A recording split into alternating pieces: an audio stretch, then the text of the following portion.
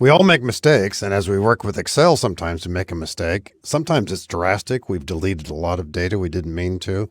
And just a simple little example here, I'm highlighting by holding down the left mouse button these entries here.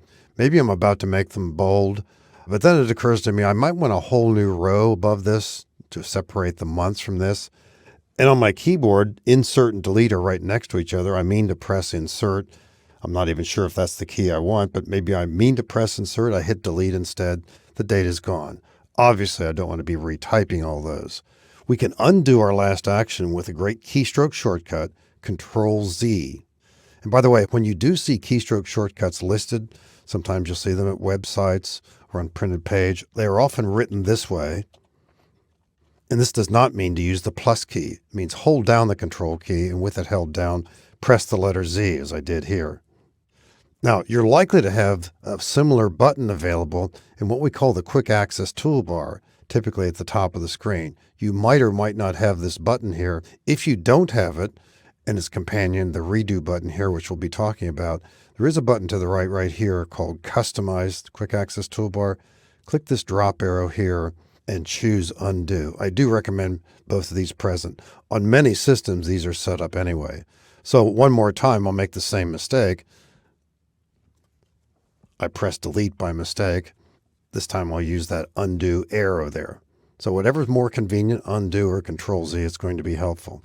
Now, sometimes you might be experimenting with visuals or maybe even with numbers where you make a change, it has impact on a formula, and you undo it because you're not quite sure you want to make that change. Now, we don't have any formulas here just yet, but I'm going to change that to 125. I find out later that was a mistake. If I haven't done anything else in the meantime, I can press Control Z.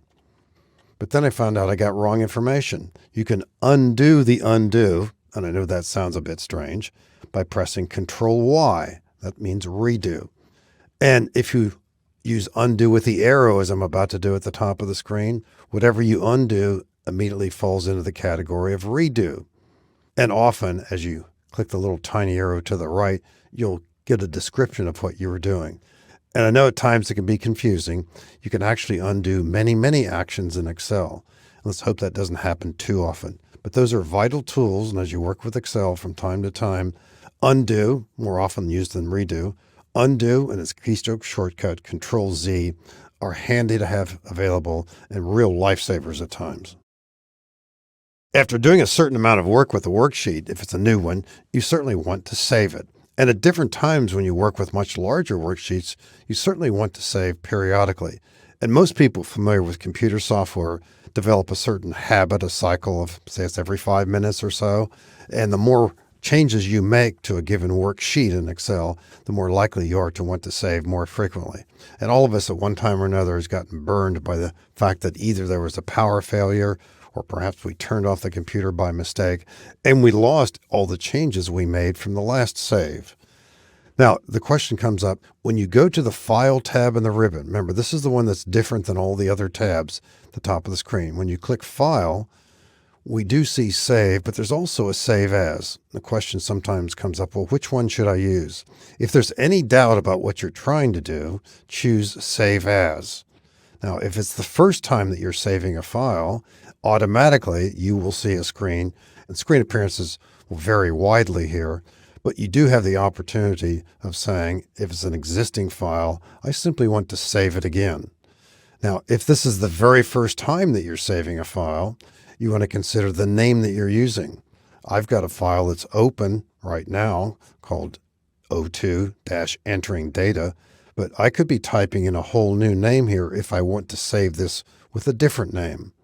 And most of us, most of the time, I'd say for most Excel users, probably 99% of the time, we don't choose this other drop arrow to consider the other options.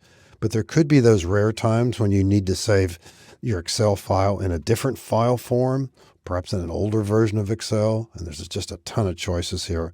But most users don't need to worry about that. It's simply a save. And what it really means is replace if the file has already been worked on and you've been using it in the past. This already exists. Do you want to replace the existing file? Now, if for some reason I didn't, of course, I'd choose Cancel, but then click OK. But imagine if I put in formulas here and add 5 more lines of data, and I forget to save, what happens if there's a power failure? I've lost all those changes.